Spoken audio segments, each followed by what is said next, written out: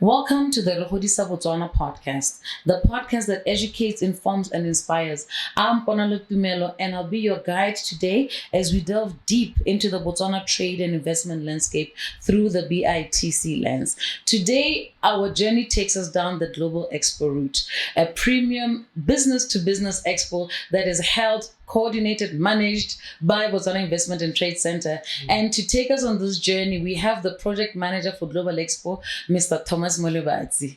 I said today is the first time, and last time I'll be calling you Mr. Molebatsi. How are you doing, Tom? I'm fine. Yeah, so we have been having Global Expo for many years. I think you are one in a long line of project managers, which pays testament to the longevity of this project called Global Expo. But for those who have never come across, I hope this is somebody who's been living under a rock. Global Expo itself. What is it? Where is it? Where does it come from? Just take us back to the beginning of Global Expo and why we even have it. Okay, so at first we had what we call Botswana International Trade Fair, BITF. Oh yeah, yes. Yeah, that's where Global Expo was birthed. So at the time, BITF was more or less the only international trade fair, multi-sectoral. Yeah.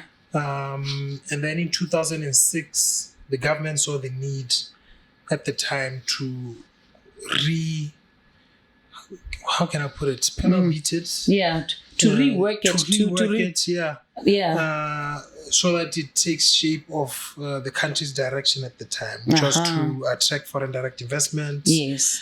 And remember, at that time, that's when we had BEDIA, Botswana Export Development. I can't. I Botswana Export Development Investment Agency. Yes. BEDIA, yes. And that's when, in 2006, it was a cabinet directive to say, let's now have this new event, and it was called Global Expo. Yeah. And have it housed under BEDIA. Yes. Because that was also BEDIA's mandate to attract foreign direct investment. And also, I guess at the time, there wasn't any platform where Botswana could go to an exhibition hall and meet traders, investors, exporters, all in one room. Yeah. Although BITF was trying to achieve that, but majority of exhibitions and events, they were more of business to consumer. Yeah. So Global Expo was then conceptualized to be business to business. Yes. So since 2006, it's been held to achieve those objectives, to attract foreign direct investment, to promote our exports, to promote joint ventures between locals and Botswana. Yeah. So it's been happening since 2006. And then 2012, that's when BITC was born. As a result of the merger between BEDIA and IFSC. Global Expo are still there, happening then, and it was then taken under BITC, which is where it's at right now. And ideally, like in other countries, it was supposed to move away and be a standalone organization. Yes. But that hasn't happened for many reasons. Firstly, our market alone it's not big enough. Yeah, it's not big enough. But aren't we playing in the regional space? Like, no, definitely. Because I know BITC, Global Expo attracts exhibitors from the regional market as well. So doesn't that open up the market? No, it definitely does. Which is why now the language is changed to landlocked to land linked. Yes. I still need to get used to that. I need to get used to land linked. Yes. But I totally see where you're coming from. So we moved from a space of now we're just not business to consumer, which is what they say B2C, to now B2B. And we structured it such that it really helps the business community engage under one roof. Now, just out of curiosity, we've just been talking about attracting from the region. What type of exhibitors do we have, or what type of companies come to participate? Who do we expect to see when we get to a Global Expo? We have a lot of investors that come in a form of exhibitors. So they come in a form of exhibitors to try and test the market first and foremost. We have a lot of exporters. even though majority of those exporters Botswana. I can speak Botswana, right? Yes. yeah. So even though majority of those Botswana and majority of those BITC assisted clients who are looking for the export market. So we have a lot of those companies that are looking to come and partner with Botswana, like you mentioned, from the regional market. And we get a lot of those early assistance from other investment and trade promotion agencies, regionally and globally. Regionally. So we collaborate with other ITPAs, which 100%. Is the investment trade promotion agencies. I think what people don't know is that BITC is also an investment trade promotion agency. So a platform like Global Expo allows it to actually hit many elements of its mandate, which is investment promotion, export development and promotion, and also the nation branches brand Botswana, which actually takes me to another point. Recently, I have seen in previous editions where we've got the Pusha BW marketplace. Now, I need you to unpack that because I think for local entrepreneurs, that is one place that would be of key interest to them. So, I mean, you said it right there. Or I usually say, if you don't know what BITC does as a whole, or if you don't know what BITC has been doing throughout the year, just come to Global Expo. It's a summary of the year. Literally. You will see exhibitors from Zimbabwe, okay, BITC Molebatsi, they went to ZITF. Get through that. You would see the Pusha BW marketplace, like you mentioned. You would remember, they went on the Pusha BW tour. National outreach, engaging the local communities. So if you don't know what BITC does, just come to Global Expo. Now, coming back to your question, the Pusha BW marketplace, we thought of it when we realized, we are now attracting the right consumers, the right clients in terms of international exhibitors. But they are missing out on a lot of what Botswana has to offer. There's what to eat, where to go, definitely, what to listen to. That's when Pusha BW Marketplace was born. You know that where we normally host the Global Expo Fairgrounds, there's a cafeteria, there's a Masapi one there, for lack of a better word. But majority of those, they themselves don't even know which products are out there for them to input into the dish you want to have. They don't know that there's a marula jam that you can get locally. They don't know where there's a local cooking oil. They don't know, there's a whole lot. There is a wide variety. That is very true. That was another way of enhancing the Global Expo, because over the years, since 2006, we've been trying to enhance the product offering. In 2013, we introduced the Investment and Trade Conference. In 2014, we introduced business workshops. In 2017, we introduced the investment battlefield. In 2018, we introduced. So basically, we've been trying to enhance the product offering. And Pusha BW Marketplace was that one offering that also enhanced the Global Expo. And so, no, I was going to say, and when you say it enhances, I've also noticed that it brings a vibe. 100%. It brings a vibe because 100%. It's so holistic. There's musicians, you have the music. Like you're saying, there's the culinary, there's the music, there's the product offering displays. Botswana, yes. No, that's very true. Yes, very true. And, that also answers what I was thinking earlier to say, how would Global Expo help local entrepreneurs and local businesses? And through the Pusha BW, it helps create that, because in the past, I was listening to you bring up the timeline, and I remember that there was also the market came from where there used to be the Botswana Pavilion. 100%. That was really the genesis of Pusha BW entering Global Expo. And to be like, 20 companies? All under one roof in one place in this huge section. Where do we end? We'd have those spices say, how much space are we giving local companies? But we would find that space and say, we want the world to see. All the people that are here need to see that Botswana has got something to offer. And I think that's one of the key things about Global Expo. But other than that, what do you think are those key highlights that we've seen over the years? I've been listening to you mention, a timeline. I'm listening to like, hey, with the project manager, also the timeline. But like, just out of that timeline, what are those key highlights that you say, what, these are some of the things that we have seen, we have experienced, and we've recognized from Global Expo? There's so many to mention. Like I mentioned, in 2013, we introduced the Investment and Trade Conference. Yes. And from 2013 and between 2013 and 2015, we asked ourselves, okay, people now know about the conference. How can we now elevate the conference? Then we thought of names. Okay, let's bring a crowd puller. We thought of a few names. I remember we thought of Sir Richard Branson at the time in 2014. Yeah. We had been chasing him since 2014, but in 2016, that's when we managed to bring him. And the logistics behind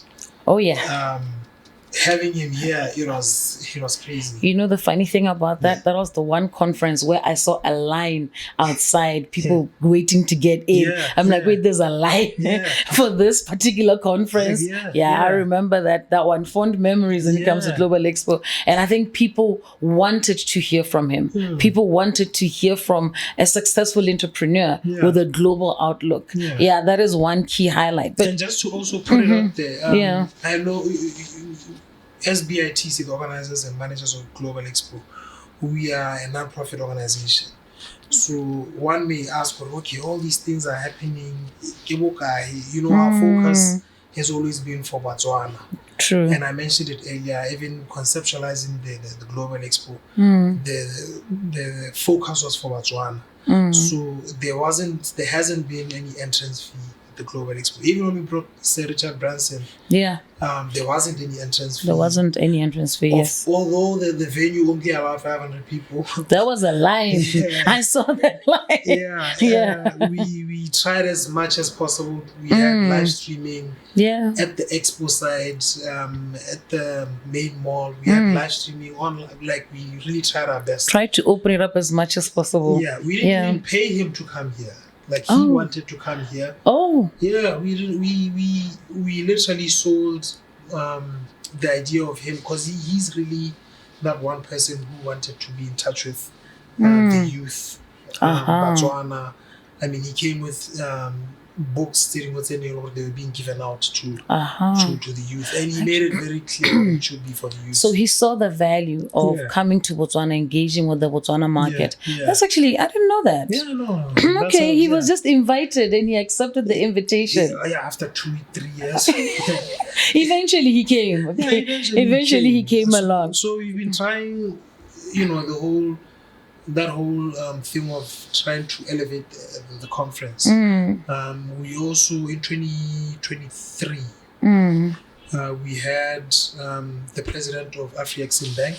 Oh yes, another hard hitter. Yes, that was also a huge highlight, because then they announced a historic announcement of $1.5 billion country program for Botswana. It was their first time in the country, the president, that is, of Afrexim Bank.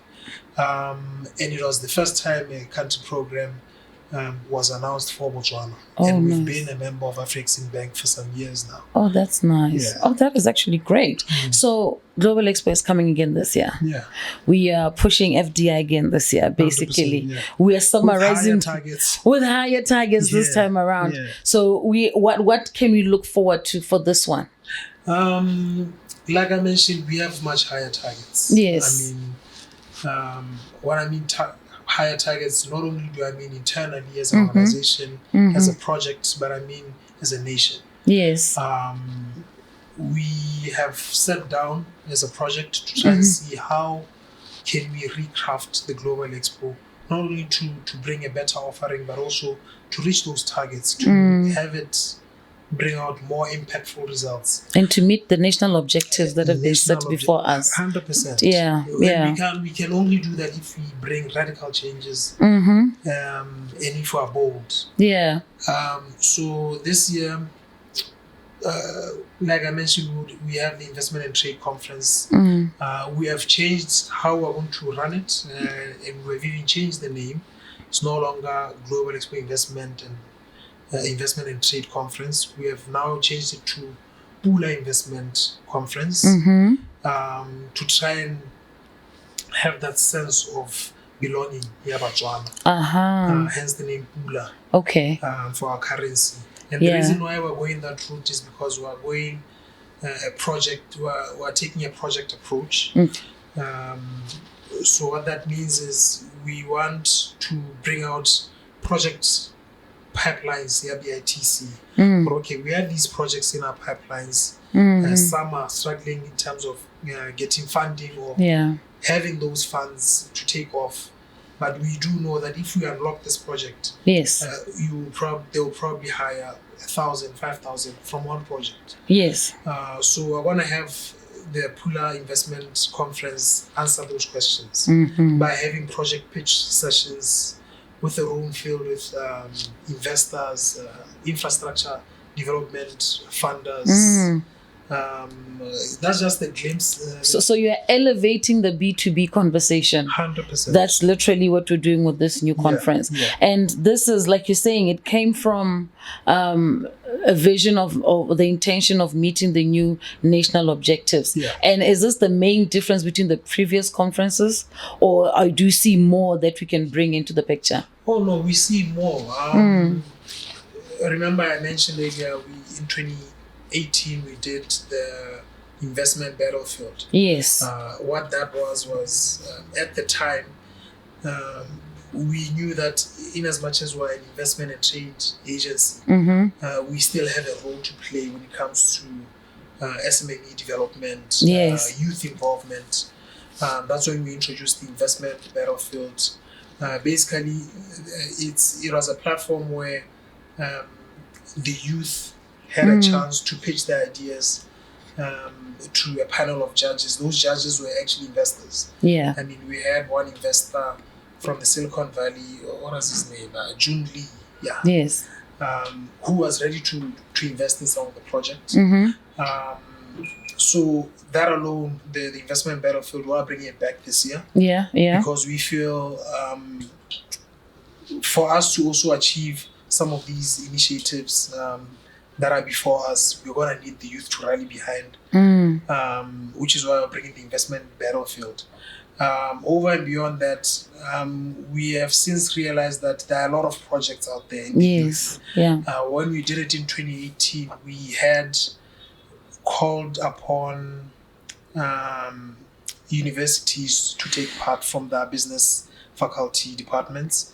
And one of the highlights that year, BUST had a project where they were converting coal dust into tar. Something unheard of. Like, yeah. You know, when you go to Palape, you find heaps and piles of. Yes, from the mine. Yeah. And how long have they been piling that up? Years, centuries. So they had a solution to convert that coal dust into tar. Yes. And when we thought of how we're going to elevate this year's Global Expo, we're like, how, that was 2018. Imagine what else they could have come up with. Yeah. Not just BUST alone, but I mean, all the youth that are no, that's very true. 100%, which is why we're bringing back the investment battlefield. So what you're telling me is that with the battlefield this time around, it's not just about the battlefield, it's about taking the projects that are discovered a step further. Project approach. Project approach, which speaks to, again, us as BITC tackling the job creation, which is part of what we do, which is part of the BITC mandate, and specifically now youth employment creation. That's what I'm getting from you right now. 100%. That I'm actually quite excited. And I'm hoping that the marketplace will be back for 2025. No, it definitely should come back, because I mean that's also another way of us involving the youth. I mean, remember Global Expo also has what we call Botswana Night, which is the awards night. The most fun part of Global Expo. The most fun part. You can say that again.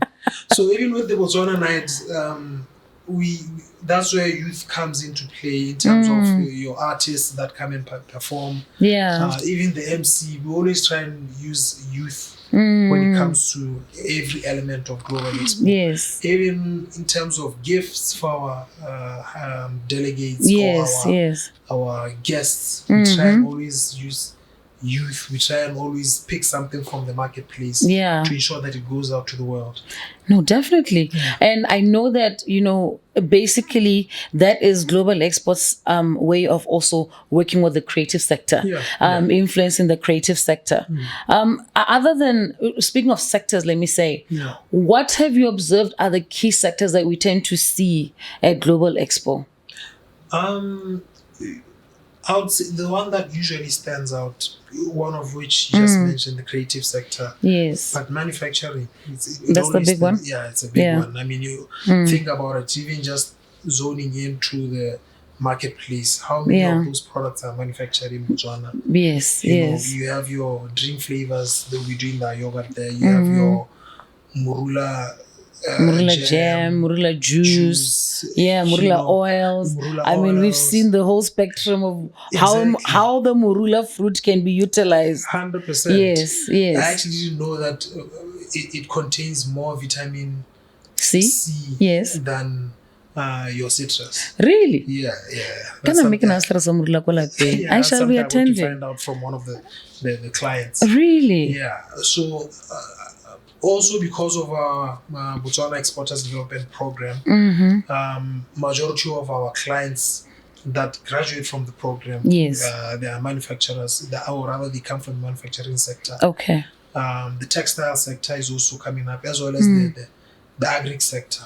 Yes. It's also one that's well represented also at the Global Expo. Oh, okay. So textile is also coming in there. Yeah. I'm actually looking forward to seeing this. Yeah. I'm quite curious. But now, having seen Global Expo come up over the years, having interacted with different businesses, and then right now we could have a company that wants to participate, a company that wants to be part of the expo, to benefit from your B2B engagements. What kind of advice would you give them? Those who want to be part of the whole. I would say don't be afraid.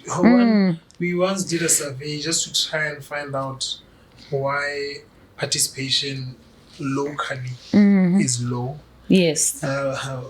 One answer I remember was Global Expo hell. Oh. Yeah. I see a lot of jeans there. Yeah. Jeans and t-shirts. which is why we've been trying to introduce your Pusha BW marketplace, your investment battlefield, to bring it more home, to feel more. Yes, I get you. We also did something I forgot to mention. We once did a hackathon in partnership with Bofinet at the time, which was also brilliant. But for those that wanna attend it, I'll just say, don't be. I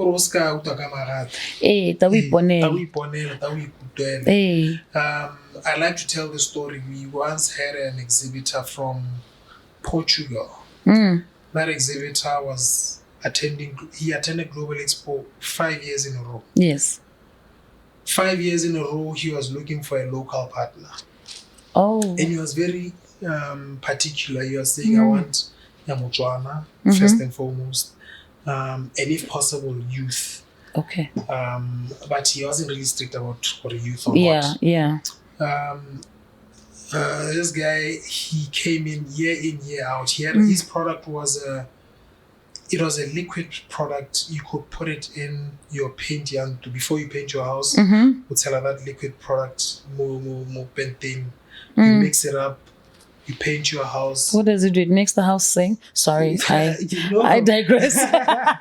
No, then your house becomes repellent. It's more like a repellent for your house. So your house. What does it repel? Like pests? Insects, but particularly it was focused on. I need that. On what is it? Mosquitoes. Where was that when I was building my house? Where was that? And it had like a 15-year warranty. So for 15 or 10 years, I can't remember. You go like, or he was like he knows what rata wa pa mogodu. So la wa pa mogodu, I don't know zero. Where was that this past December when we had an influx of flies? Of flies, right? Yes. I mean, this guy, like I said, he attended Global Expo 5 years in a row straight.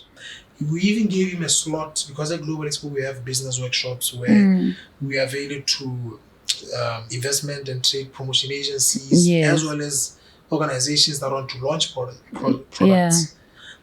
He even had a launch session where he took it a step further. I think 3 years in, they had evolved the product to now having it on baby clothes, because their whole thing was we want to eliminate or fight malaria. Oh yes, and their focus was we want to start off at the north of the country, north part of the country. But for the 5 years, we even Global Expo again, we have what we call business matchmaking program. Yes. Where we set aside one-on-one meetings for you as an exhibitor. Or once you book as an exhibitor, you are guaranteed one-on-one meetings scheduled for that week. We did the B2B meetings for him. He didn't find a partner. He kept on engaging though. Up until he gave up on the 5th year and partnered with an international exhibitor from a different country. No. Yeah, like I like telling this story because I was like, Botswana is really guy, you know. Yeah. And at the time, I remember the numbers were still low in terms of visitors. Local visitors coming to Global Expo. But this 5th year, he met up with an international exhibitor. They partnered. I don't know which country they're focused in now. No. But really? And that international exhibitor, he gave him the regional license. Oh no. Yeah. I think what you're basically saying in a nutshell is don't stay home. Don't be intimidated. Yeah. Take that booking form and register and come and make sure you are seen. Yeah. Go on our website. Yes. Go on BITC's website. Yes. Just go out there. Yes. And make sure that you participate. Yeah. And I think since we've touched on that, what are the steps for registration? I mean, Global Expo is just around the corner. You don't want to be the one to miss out on a regional license for innovative products that are out there. Yeah. So we have our booking forms. Physically, you can get them in our offices. Yes. Both headquarters here in Gaborone or our regional office in Francistown. Yeah. Regional offices in South Africa, India, and London. Yes. That's where you find physical copies. But you can also find us online, www.globalexpo.co.bw. That's www.globalexpo.co.bw. We're also on social media. We are big on social media because that's where our clients are. Yeah. And it's our quickest way to get to our clients. Yeah. Our pages say in Global Expo Botswana. Yes. You can also on BITC's website. Yeah. And also BITC social media pages. Now, I just want to throw you for a loop. Yeah. If you were to summarize Global Expo like with 3 words, what 3 words do you think describe Global Expo? Got you thinking. You've been flowing. You've been in your element, but come now. Say that again. 3 words that describe. 3 words, just 3 words. What would they be? Innovative, inclusive, impact. Ow. All the I's you could think of. Yeah. Honorable, bold, audacious. No. So let's try that again. Innovative, inclusive, impact. Yeah. Impactful. So if one wants to experience the innovation, be part of the crowd, and be part of the impact, feel the impact. Yeah. They should definitely come to Global Expo. 100%. And know that as they do that, they're actually directly helping grow our local economy. Yeah. Because at BITC, this is what we mean by Re Godisa Botswana. Yeah. We are running this campaign just so that people can see that there are different ways that when we talk of Godisa Botswana, this is what we mean. Yeah. And I like the way you say that Global Expo is the annual summary of what we've been up to. Literally. So if you want to see what we've been up to for 2024, 2025, Yeah. then Global Expo is really the place to be. Yeah. Thomas, thank you so much. I think Thank you've you. unpacked, and I'm glad you broke down the different social media handles so people to go and get more information. Yeah. And if you didn't get those handles or you don't know where to go, you can just call the BITC offices and we'll be more than happy to assist you. Yeah. Thank you very much for joining us today. Don't forget to follow and like, and also follow us on our different social media platforms. BITC platforms, we've got Facebook, Botswana Investment and Trade Center. For Instagram, it's Go Botswana 1. And on X, you'll find us at Go_Botswana. You'll still get the same Global Expo information there as well. Yeah. So do follow us and do learn more. Thank you very much.